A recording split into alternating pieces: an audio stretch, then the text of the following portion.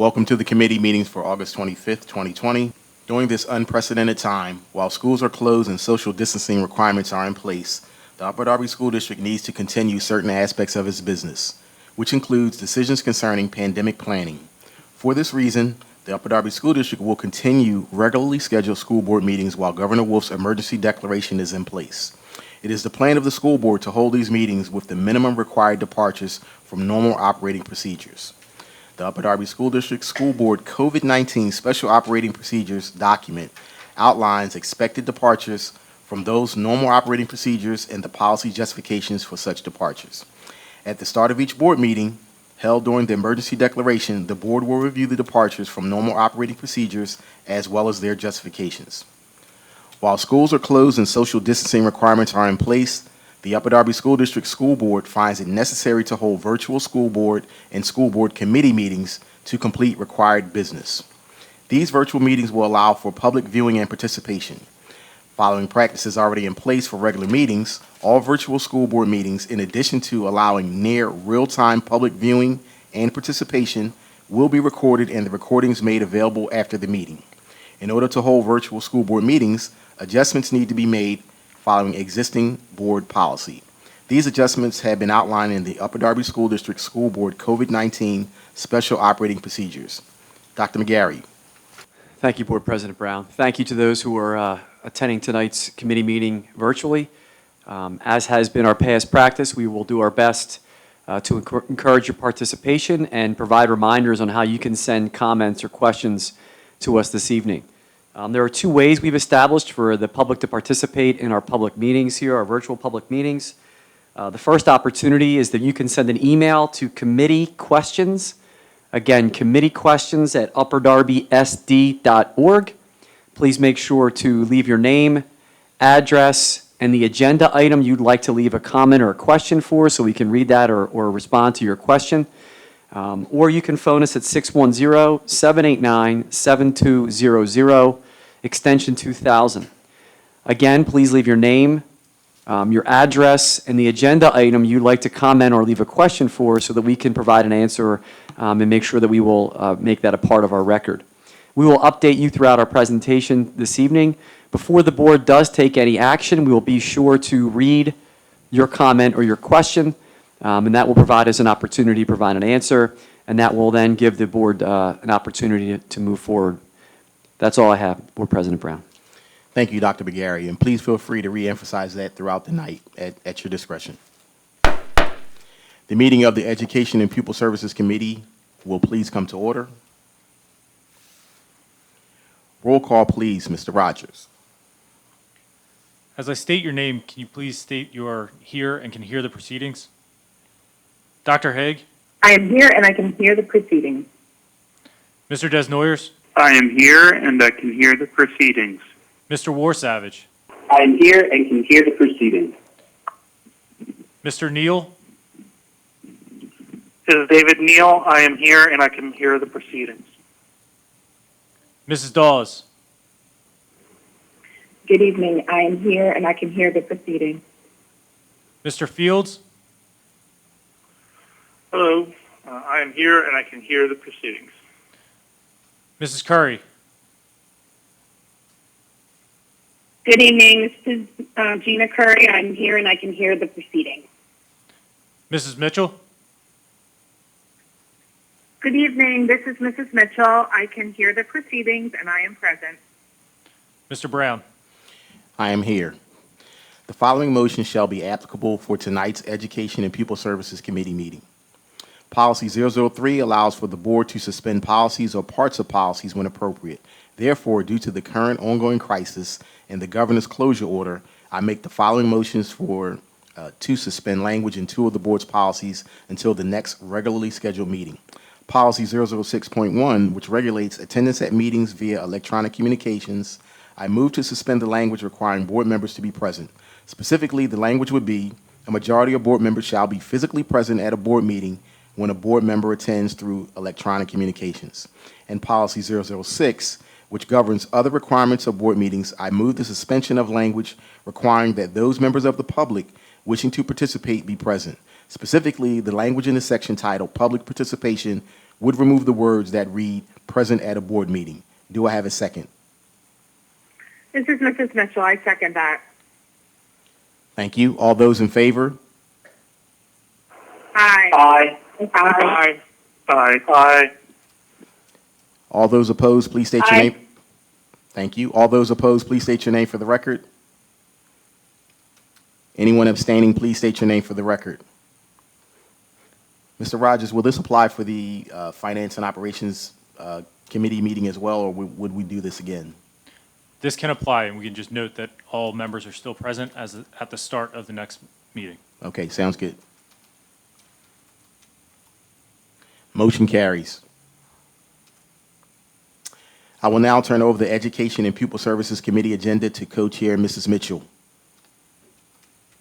Thank you, President Brown. How is everyone tonight? Mr. Marshallak, will you please begin with an overview of your agenda items for this evening? Certainly, thank you, Ms. Mitchell. So tonight we have two agenda items. The first one is Title I school level plans. Mr. Salerno, our Director of Elementary Education, will provide an overview of the district elementary school Title I plans that need to be board approved at the September meeting. So this is a board action item for tonight. Second agenda item is policies that will be up for a second reading come the September regular board meeting. And there are three policies. Policy 247, hazing. Policy 317.1, educator misconduct. And policy 824, maintaining professional adult-student boundaries. And those are the two agenda items we have for tonight. So with your permission, Ms. Mitchell. Thank you, Mr. Marshallak. I think we can proceed with agenda item number 1. Thank you. So I'm going to invite Mr. Salerno up to the podium or to the desk, and he will give the presentation on Title I school improvement plans.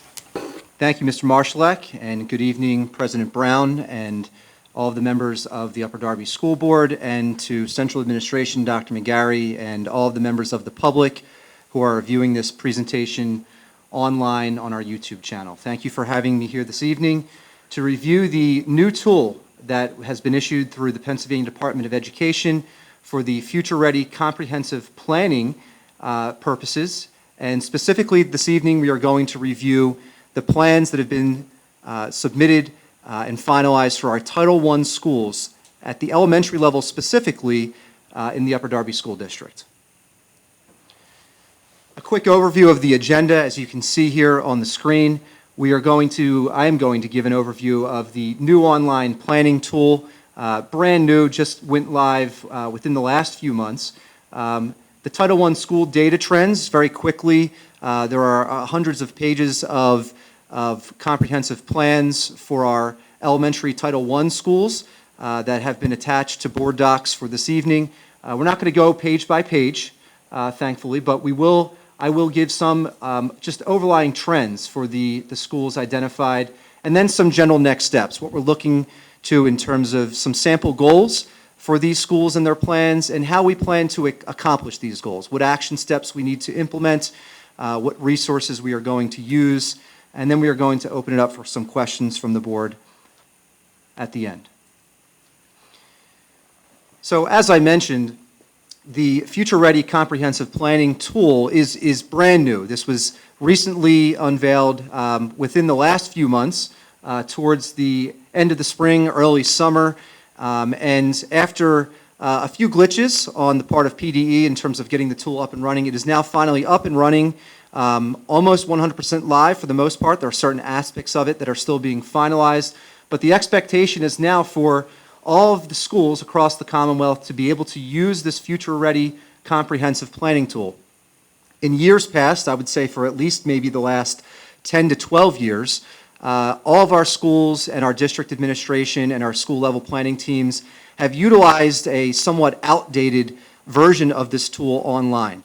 After a lot of feedback from schools, such as Upper Darby School District, PDE has rolled out this new online planning tool, and it does really steer you specifically in the direction when you're accomplishing the planning using this tool, using the Future Ready PA Index.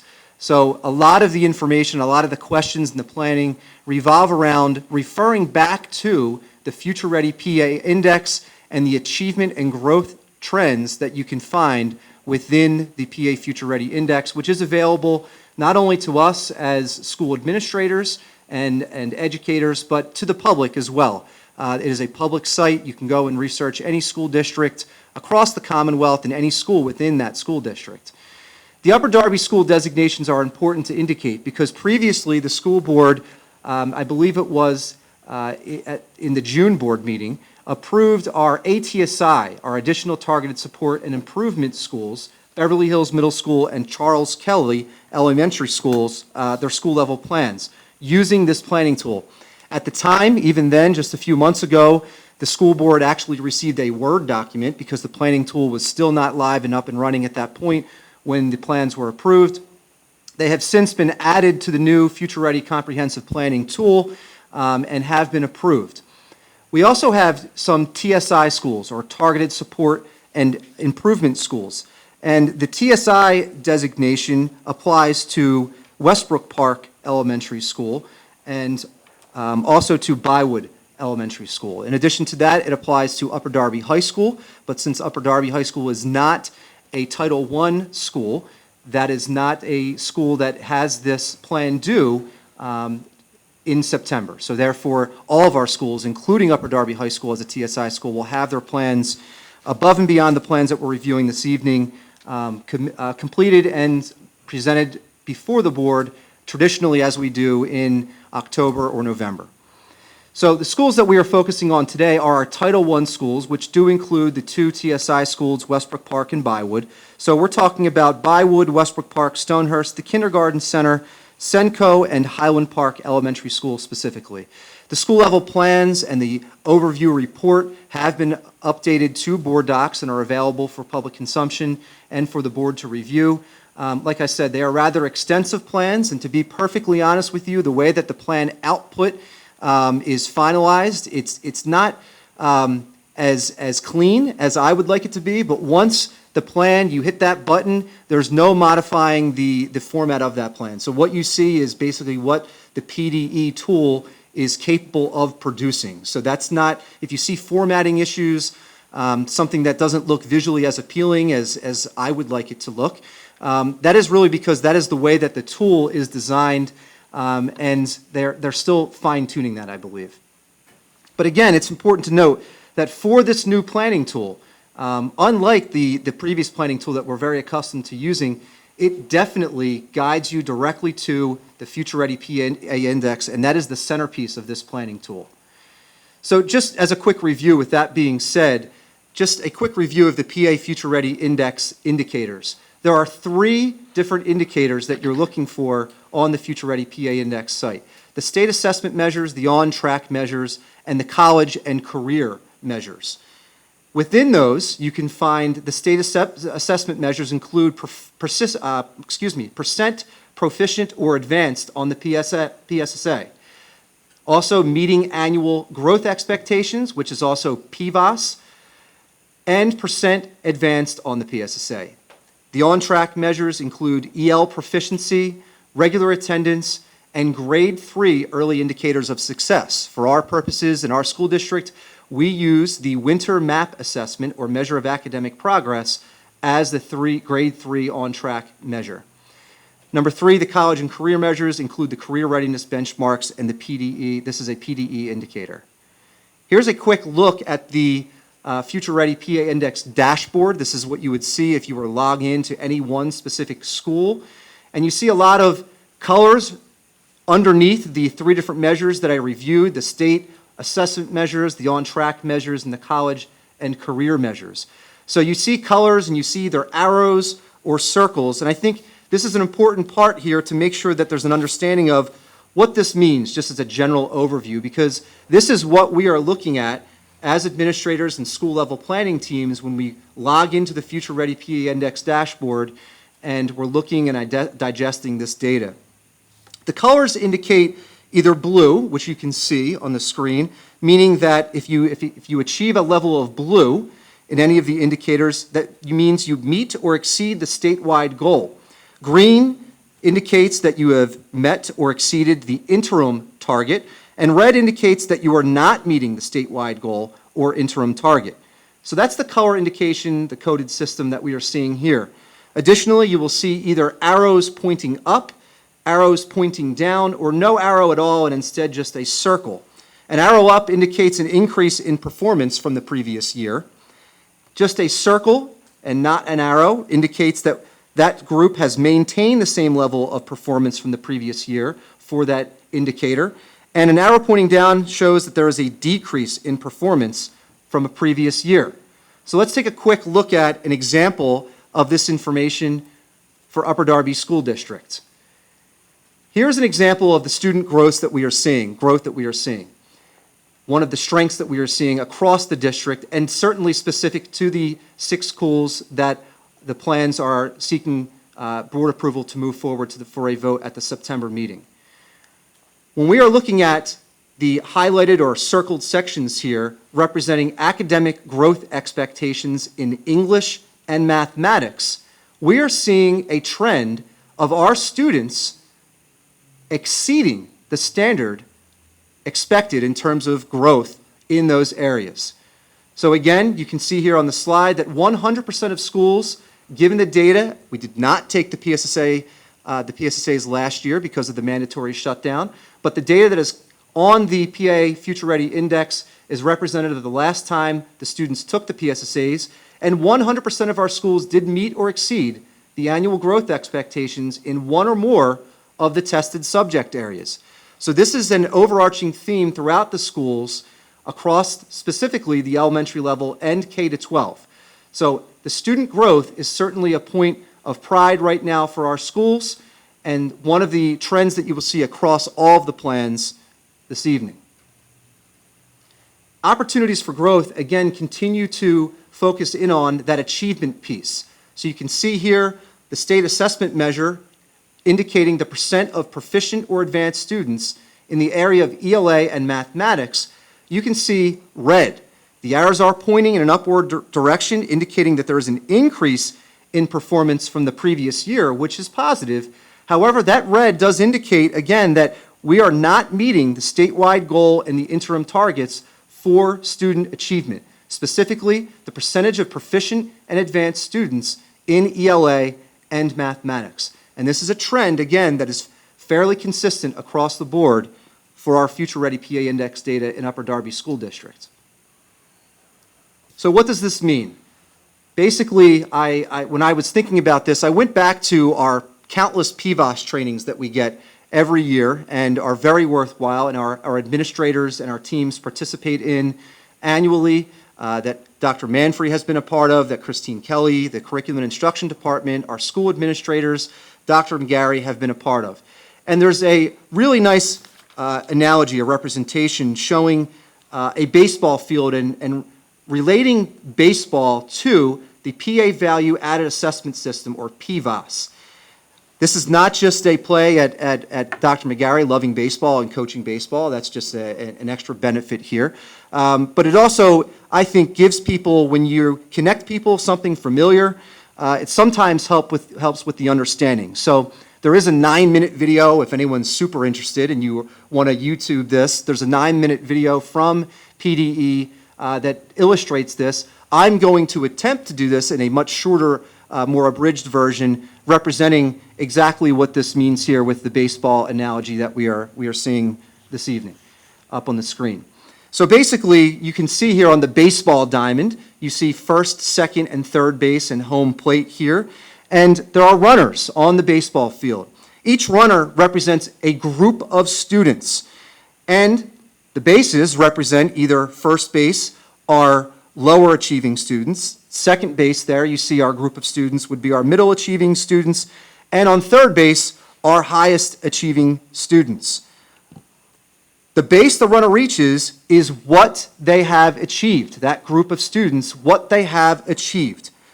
Just like baseball, once a runner is on a base, something else needs to happen before they can advance to the next base. In baseball, that could be a hit, it could be a walk, it could be a hit by pitch. With our analogy relating it to education, Students end the year at a certain level of achievement, and then, just like baseball, something else needs to happen. What that thing is instruction and learning. That needs to happen.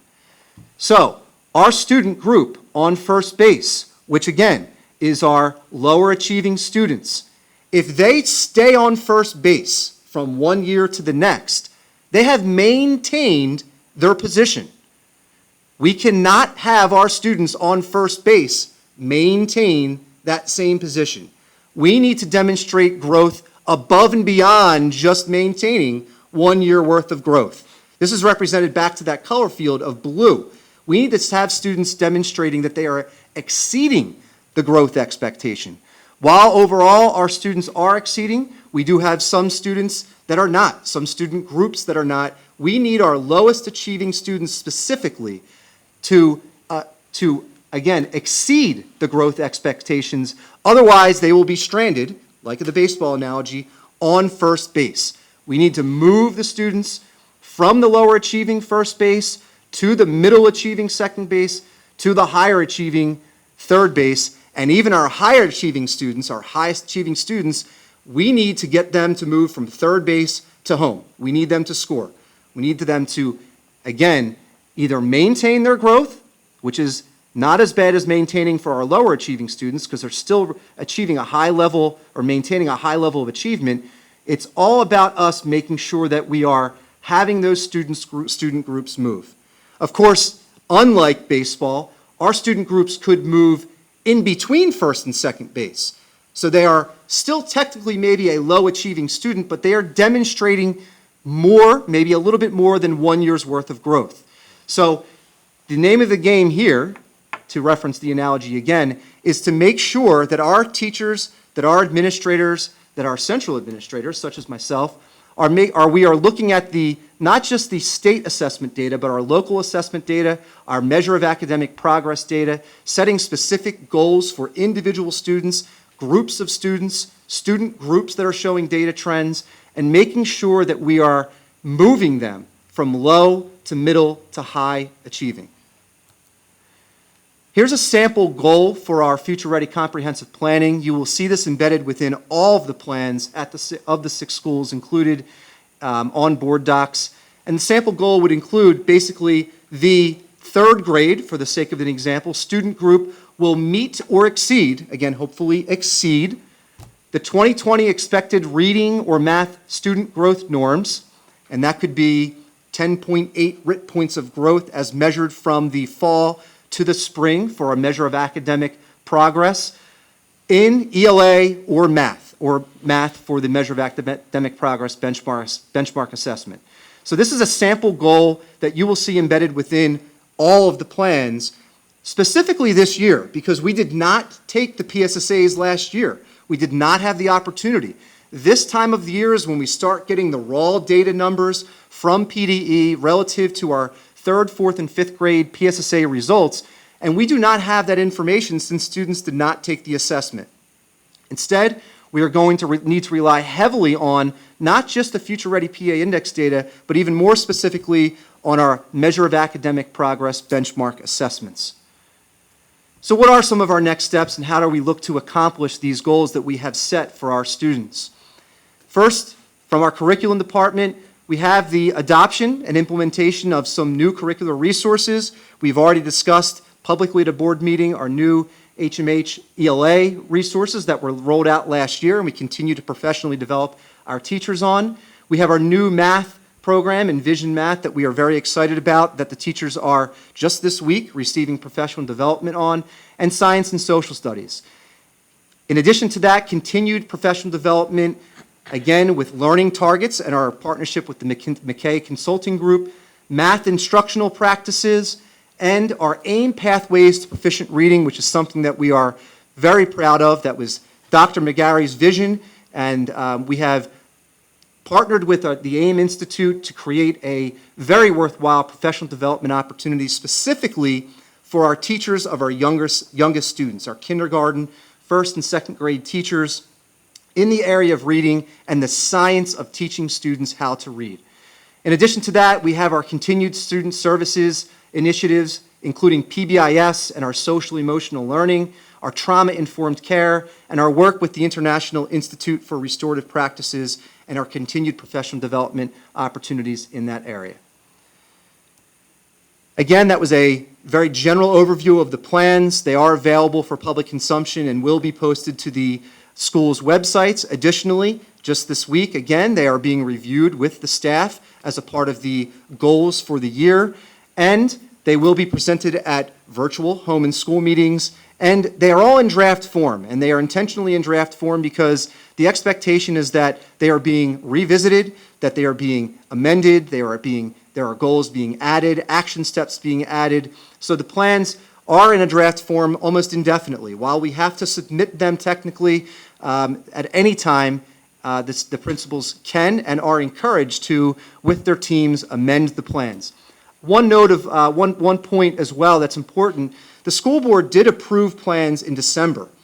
And the plans are very similar from the plans in December because, to be honest, we then adjourned and we had a mandatory shutdown in the spring, and we do not have the data points we would otherwise have. The bones of the plans are very similar, but some of the goals, and because this new Future Ready planning tool guides you specifically to the PA Future Ready Planning Index, a lot of the goals center specifically around that because that is the direction that the planning tool generally guides you in. At this time, I would like to ask the board if they have any questions or comments. Thank you.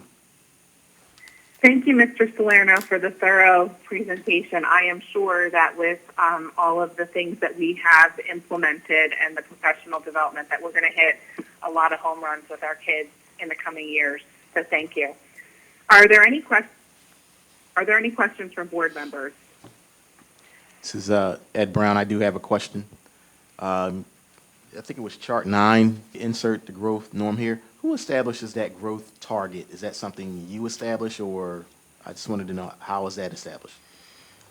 Good question. So the NWEA, or the Northwest Evaluation Association, through the Measure of Academic Progress, our MAP benchmark assessment, just recently updated the growth norms. So there are now 2020 growth norms. For the longest time, even last year, Mr. Brown, we were using I believe it was 2015 MAP growth norms. So a new study was completed, and now this year for the first time, the NWEA growth norms have been updated to reflect a 2020 growth norm table. That information is something that I provide to the elementary principals with the expectation that they are looking at those growth norms and setting realistic goals, achievable goals, for their student groups relative to measures from the fall to the winter, and then from the winter to the spring, and obviously from the fall to the spring. So they have laid out in their plans these goals kind of as mile markers along the way to make sure that we are doing our best to keep up with those interim targets set by the PA Future Ready Planning Index and PDE. So it's a combination of goals that we have, an expectation that they are embedding these within them, but the growth norms are set by NWEA. Thank you very much. While any other board members are formulating questions, I do just want to remind the public that if you have any questions on this particular presentation, to please email committeequestions@upperdarbysd.org or call 610-789-7200, extension 2000. In your email or phone call, please state your name, your address, and the agenda item that you want to have a question or comment about so that we can make sure that's part of our record. Is there any other questions from board members on this presentation? It doesn't look like it. Aranda, do you see any more questions from board members? No questions. All right. Thank you, Mr. Salerno. Great presentation. I guess we can move on to agenda item number 2. Mr. Marshallak, would you like to review it and then turn it over to Mr. Desnoyers? Yes, thank you. And thank you, Mr. Salerno, for the presentation. So tonight, as I mentioned earlier, we have 3 policies to discuss. Policy 247, hazing. Policy 317.1 is educator misconduct. and policy 824, maintaining professional adult-student boundaries. And I'll turn it over to Mr. Desnoyers to take it from here. Thank you, Mr. Marshallek. This is Mr. Desnoyers. As far as the three policies on the agenda this evening, the modifications to these policies are slight modifications and corrections after changes to these policies were adopted at our August 11th board meeting. There were a number of changes to policies required by changes to the Title IX federal education law, and those though Title IX governs discrimination on the basis of sex in educational settings in this country. And in May, the U.S. Department of Education released a very extensive set of updates to the Title IX rule or legislation, and that required many changes to not just policies but procedures and training and so forth. That these more information on those changes was provided at the July 28th meeting and can be found in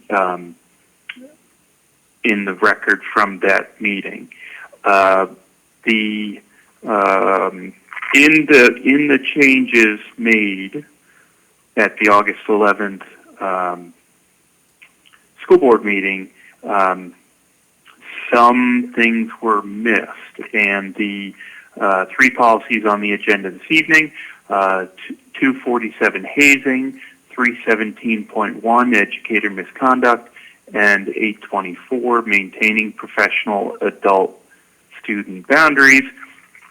As I mentioned a minute ago, these are minor changes to better conform these policies to the revisions in Title IX, and there will be there are still some additional modifications coming to policies 103 and 104 at a minimum, and this simply represents changes that were missed when we adopted the revised policies on August 11th. There were a large number of policies from being modified. There were a large number of modifications to each policy, and we simply missed a few things. So those will be getting corrected over the coming meetings. So that concludes my presentation on the policies up for consideration this evening. Thank you, Mr. Desnoyers. Just for clarity's sake, for those watching along that might have not watched the other meetings, the Title IX revisions came very quickly and at the last minute. So it's not that we missed things. It's that things are still being clarified, and there will probably be revisions, just like all of our other policies. When certain things change, the PSBA issues, and that's the Pennsylvania School Boards Association issues, changes that we have to make the policies. So bear with us as we get through this. But our policies, as far as dealing with Title IX issues, are in place in the district. So that's about it. Yes, the revisions to Title IX that were issued in early May by the U.S. Department of Education required that we make changes to our policies and approve those changes by August 14th. So by adopting the changes at the August 11th board meeting, we did meet that deadline. And this is just further modifications to correct some oversights in these policies. Thank you, Mr. Desnardes. We will have to revise those recently approved policies again. And we are following the investigative requirements and supportive measures. We'll be fine-tuning these policies in the next few board meetings, so please follow along. Dr. McGarry has a comment. As we move through these policies and fine-tune them, I do want to be clear that we will be posting information on the district website, making it clear to students and families and staff. While we will fine-tune, it's important that everybody knows the Title IX updates and requirements, and that in the district, Mr. Marshallak will be the head of the Title IX coordinator here for the school district. So those who are reviewing this evening with your students as we go through the school year, know that we will be following the investigative procedures with the recent updates, and this information will be made available in handbooks as well as on the district website, and Mr. Marshallak will be the district Title IX coordinator. If I may, the information is posted under the Human Resources section of our district website, along with the training information that all district administrators went through recently, along with and also the links to the policies and then my contact information as well. So that is currently on the district website under the Human Resources page for your information, for everyone's information.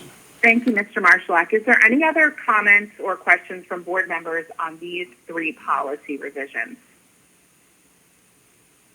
Okay, I still don't see any. So I think right now we're going to move on to public comment. Mrs. Buford, is there any public comment on the agenda items? There is no comment for education and pupil services. I do know that there were some comments and questions that came in, but they did not pertain to tonight's agenda items. And I know that the staff is making sure that those questions are answered and the issues are addressed. So at this time, I'll turn the meeting back over to President Brown. Thank you. Didn't you, Mrs. Mitchell, did you want to have Mr. Marshallak review the agenda items presented this evening? Sure, you're right. We have to review the agenda items. Mr. Marshallak? Certainly. So tonight there were two agenda items. The first of which, Mr. Salerno did a review of the elementary Title I school improvement plans. This is for board action in the September voting meeting.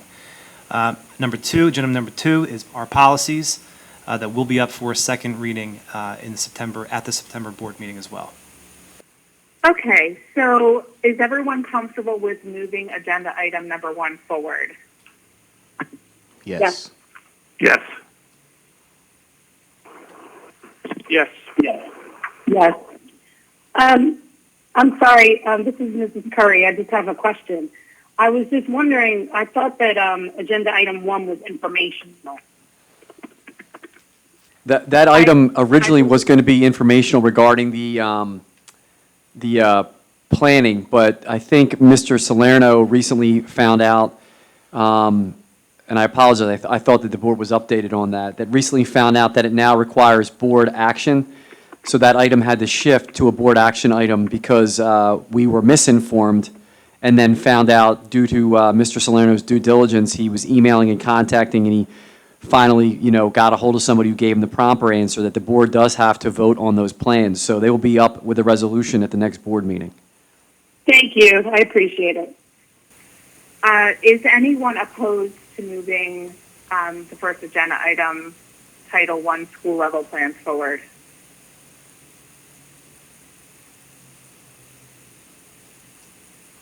I guess not. Okay, so I think everyone is comfortable. I think we have consensus to move agenda item number 1 forward. Agenda item number 2, is the board comfortable with moving? We'll do each policy separate. Policy 247 forward. Yes. Yes. Yes. Yes. Yes. Is anyone not comfortable with moving policy 247 forward? Okay, so I think policy 247 can move forward to the next board meeting. Policy 317.1, educator misconduct, is everyone okay with moving that forward? Yes. Yes. Yes. Yes. Yes. Yes. Okay, anyone uncomfortable with moving policy 317.1 forward? Okay. Policy 317.1 moves forward to the next board meeting. Policy 824, maintaining professional adult/student boundaries. Is everyone comfortable with moving that forward? Yeah. Yes. Yes. Anyone uncomfortable with moving it forward? Okay, so that one moves forward as well. Now I will turn it back over to Mr. Brown to adjourn this Thank section you, of the Mrs. meeting. Mitchell. A motion is in order for the adjournment of the Education and Pupil Services Committee meeting. All in favor, please. Second. Thank you. For the second, all in favor, please say aye. Aye. Aye. Aye. Meeting Aye. adjourned.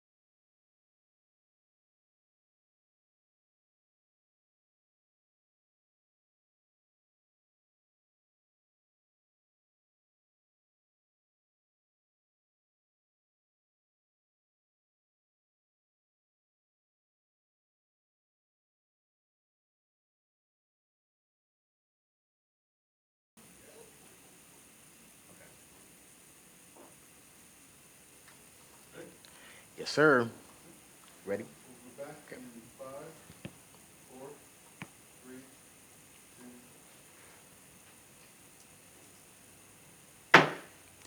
Welcome back.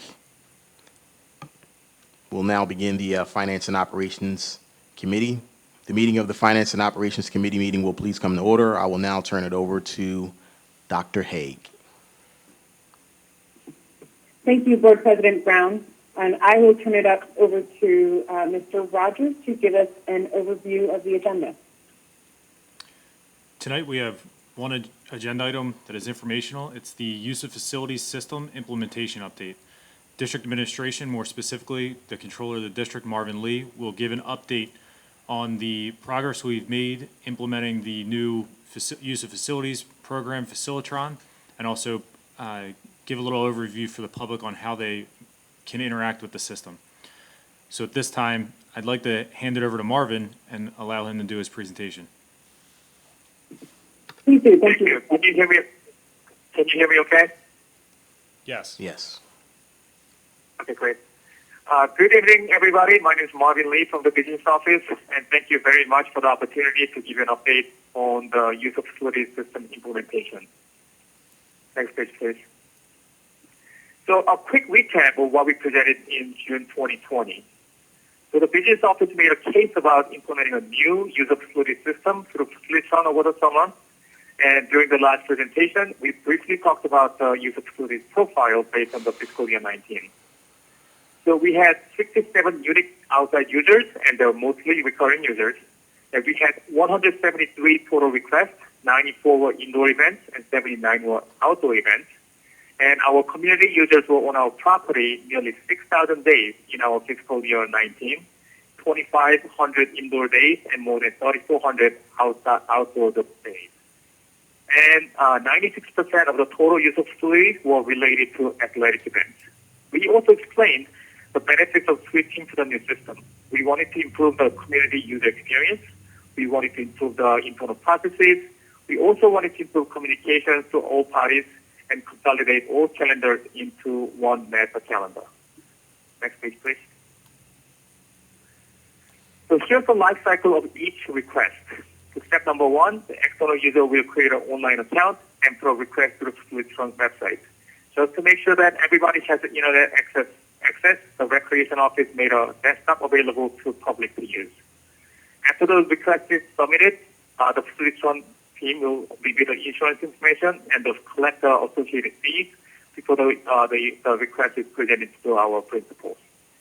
Once the basic requirements are met, our principals will review and approve the request. And there's one thing I would like to mention about the principal approval process. The secondary school sporting venues, such as high school stadium, swimming pool, or basketball court, will be approved by the district athletic director before the request is presented to the principal. We wanted to make sure that our own athletes have priority over external users. After the principal approval, the business office will collect the relevant information and present the use of facilities report to the board for review and approval. Once they're fully approved, all users will receive email notification with their permits. And finally, on the date of the event, the Recreation Department will make sure the external users have access to the site. Next page, please. So here's what we have done so far to implement the system. Obviously, we had to get approval from the board to move forward with the Facilitron new system. And the contract was fully approved. If you remember the terms, we have a great deal. We pay 10% of the gross fees for the use of facility system, and we pay additional 4% of the gross fees for the work order management system. The website is fully built in the Facilitron website with our own information, and the Upper Darby School District website is updated as well. And at this time, all three calendars are fully integrated into a single platform. Now we can see UDSD master calendar, school-based activity calendar, and outside user facilities calendar into a single platform. I would like to thank Rhonda and Bob Zielinski for making this happen for us. And the staff and principal were fully trained on how to use the system, and our Recreation Department reached out to 67 organizations either through phone, email, or regular mail at this time. And the website is available to the public right now. One more thing, the facilities management department also started having conversations about building the work order management system with Facilitron. We are very excited to have the work order management system, but we will probably we'll tackle that after the school opening. Next page, please. So this is what the outside users will see when they access our website. They will see the thumbnails of our schools. If they click on each school, each user will see available spaces in each school. They will be able to see what the spaces can be used for, and the cost and the available dates. Once they select the site, space, date, and time, they can move forward with the reservation process. Again, if you're familiar with a basic e-commerce website like Amazon.com or Airbnb.com, you will have no problem going through the process. If you have any issues, you can reach out to Facilitron or Lynn in our recreation office. Lynn's contact information is on our website. As of now, we have a default pictures of our spaces in the website, but once the Facilitron's travel restriction is lifted, a professional photographer will be visiting all our websites, take pictures, and upload those new pictures into our website. So outside users will be able to see what each space actually looks like. Next page, please. The final page is about the use of facilities during the pandemic. So there's a lot of conversation, discussion locally, statewide, and also nationally. As of today, we will not allow any indoor use of spaces by outside users, but we will allow outside use of space with a submission of health and safety plan of each event. So if any organization wants to use outside use of the building, they will have to sign an acknowledgement form saying that they're going to be following their own health and safety plan. That concludes my presentation. I'll take any questions at this time. Thank you, Mr. Lee. I was hoping to hear a little bit more about what we expect from the health and safety plan. So I think our community groups that have been using the fields will want to know more. Can you say a little bit more about what we expect? Sure. Yeah, so we developed the acknowledgement form based on the school district's athletic health and safety plan that was approved by the board on July 14th of 2020. So that guidelines include the temperature checking prior to the event, use of hand sanitizers and disinfectant wipes, wearing mask protocols, social distancing protocols, and finally the maximum allowed number of users in each event based on the status of our locality. So yellow phase will allow 25 people, and the green phase will allow 250 people. So our acknowledgement form basically mirrors our school district's athletic health and safety plan. Great, thank you. I want to open it up to other comments from the board. Are there other comments, Ms. Buford? There are actually three comments, two from the board and one from Superintendent McGarry. Mr. Neal, David Neal. Thank you, Rhonda. Thank you, Dr. Haig. Thank you, Marvin, for your presentation. In regards to the professional photography, is it just indoor or is it also outdoor photography that will be taking place? And will they be using like a drone to take aerial photos? Because I know if you look on Google Maps, fields that we have renovated still are not showing up, and so I want to make sure that we have like the most up-to-date photos, even if it's aerial. Sure. Yes, so the photo will be based on for indoor and outdoor, and we will ask whether they're going to be using the drones. But if they don't have that drone, we can provide our own pictures to them so they can use our pictures. Okay, thank you. Yeah.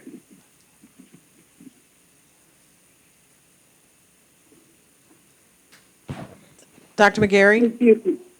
Go ahead. I want to follow up to some of the comments that Marvin is providing and to Dr. Haig's questions. Dr. Manfrey and I met with the Clifton Pal and Boys Club last evening and talked about some of these very request about the use of facilities and use of fields, following up what Marvin's talking about as regarding our health and safety plan, not only for the reopening of schools, but also for our athletic plan. We have an athletic plan that's been approved that we will adhere to, how we strengthen, condition our athletes. I'd like to follow up that our youth programs would like to have access to our facilities. What we're proposing, and I've already reached out to the township as well, and I let them know that we would be having this conversation this evening, that we'd like to propose some kind of a process where you would review our district plan for reopening, meeting the CDC guidelines and Chester County Department of Health guidelines, as well as our health plan that we have for athletic programs. Submit a health plan, and we'll have somewhat of a template for them to look at and refer to complete and turn that in. We'll review that, and then we'll bring that to the board for the board's approval using our outside facilities. If we hear, and we will make this clear to those who want permit of our fields and our facilities, that they are not following the recommended guidelines regarding having anyone participating or watching the event wearing a mask, we will also require them for a meeting with us, strike one, to play on the baseball analogies this evening.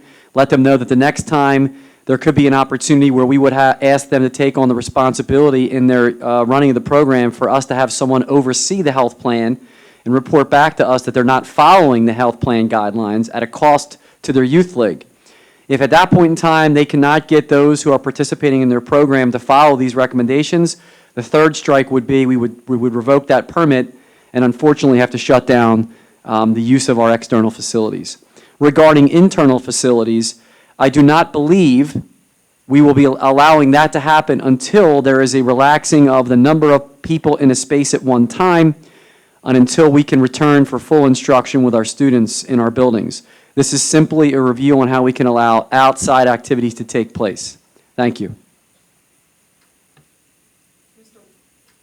Mr. Damian Warsavage. Hi, everyone. Hi, Marvin. Really, really good presentation, and I just had a quick question for you, if you don't mind.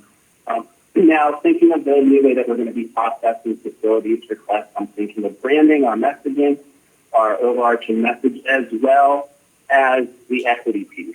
And specifically, I'm looking at keyword opportunity as well as equity.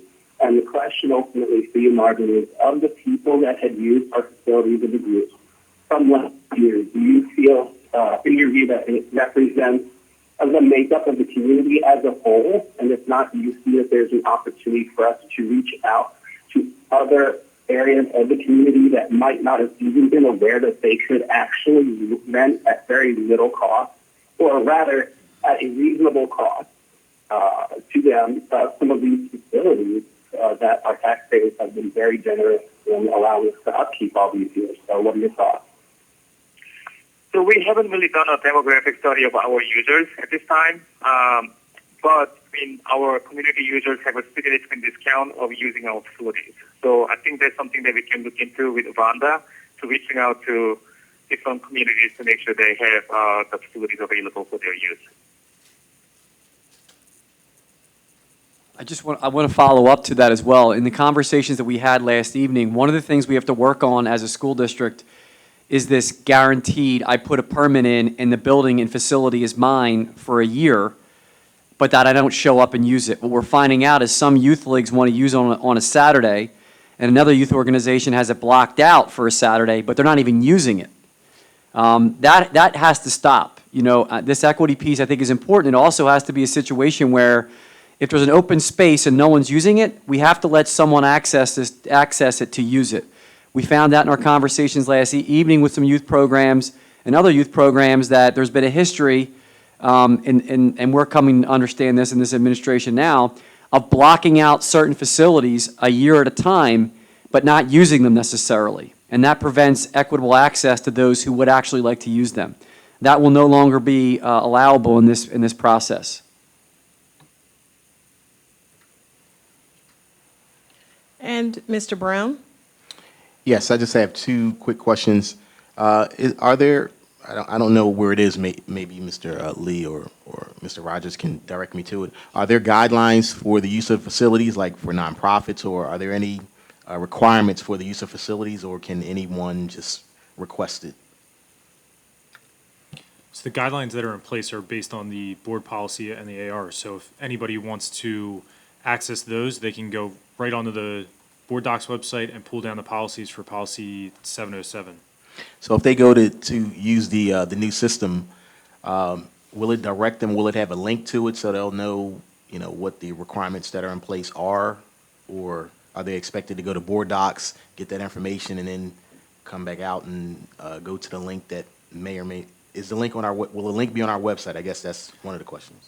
The link is on our website, and I'll let Marvin speak to the breakdown once you're on Facilitron, because I do believe as you go in, it's almost somewhat of like a drop-down, what type of organization are you, and it feeds the information in. Now that goes straight to our recreation department, and if there was a outside organization that's, let's say, has no affiliation with Upper Darby, they would vet that in accordance with our policy. So Okay. the request will come in, and if they see at recreation any kind of whether they have questions or not, and that's how it works currently, they'll reach out before it even makes it to the business office, actually, let alone the board.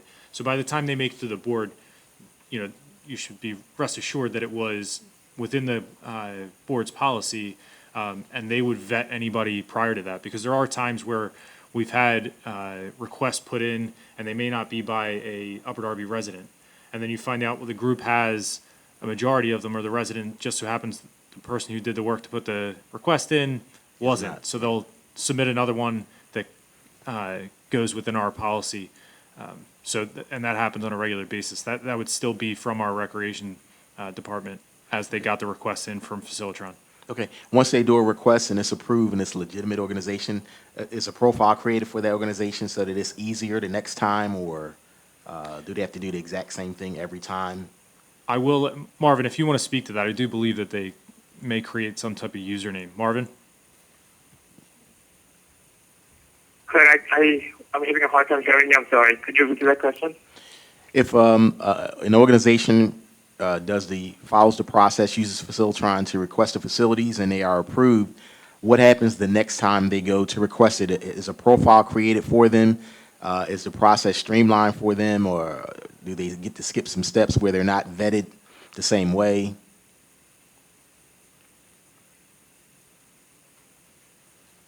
Marvin, could you hear that time? I'm having a really serious technical difficulties. I'm sorry. I am so sorry that I'm not clearly hearing the question. I can answer that, Marvin. He's asking, is there a profile created? Remember when the organization have to register? He's asking if there's a profile that shortens the process so that, one, all of their basic information is already populated when they go onto the application, and two, the vetting process is shortened the next time they apply. So the answer to the first one is yes. As far as the vetting, because each event is different, the answer is no. Okay, thank you very much.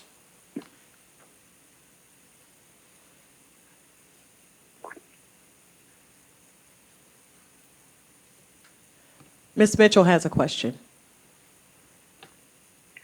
Oh, I don't really have a question. I just have a comment.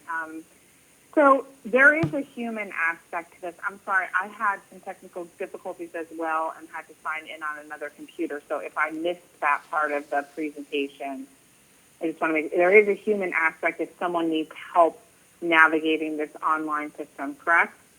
Yes, That's correct. Okay. I know in the past sometimes community members have called me, asking questions about how to do this. I think this takes some of those issues that people were encountering with going to the recreation department off. But I want to make sure there is someone that they can call if they have questions. So thank you. Absolutely. Yes, we do have a person available in the recreation office, and we do also have a computer, desktop computer available for the external users in the recreation. Awesome. All right, and just one more question. How do they pay? I know there's like a nominal fee to use some facilities depending on the circumstances. How will they be paying for Facilitron as well? Yes, facility charge will be collecting those fees through credit card or the bank transactions or even PayPal. And they will send us a monthly revenue to us on a monthly basis. Will users still be able to pay by check or cash? Check, yes. Cash, no. Okay.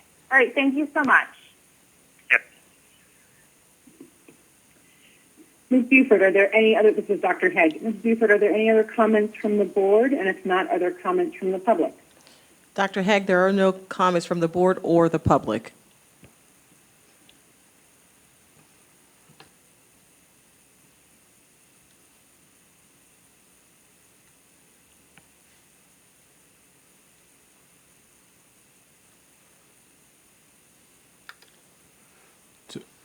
Since that is our only agenda item, I believe it's time to move to public comment.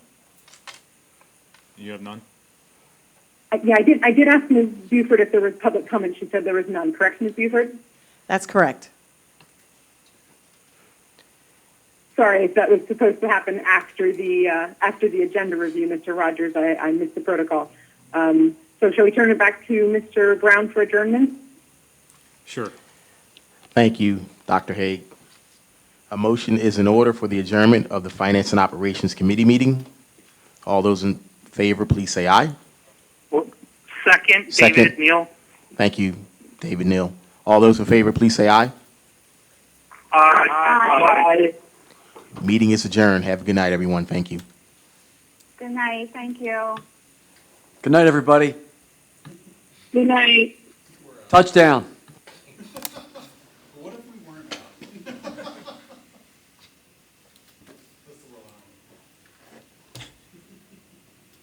I guess we're not reviewing the agenda. I don't know that she was supposed to. I don't. review that, but. Yeah, I don't know that. Yeah, I turned it off. I don't know that she knows there's a script in there. Yeah, I told her how to do it. Thanks, Tim. You're welcome. I put you in as doing it. I'm sure it's the adjournment, but.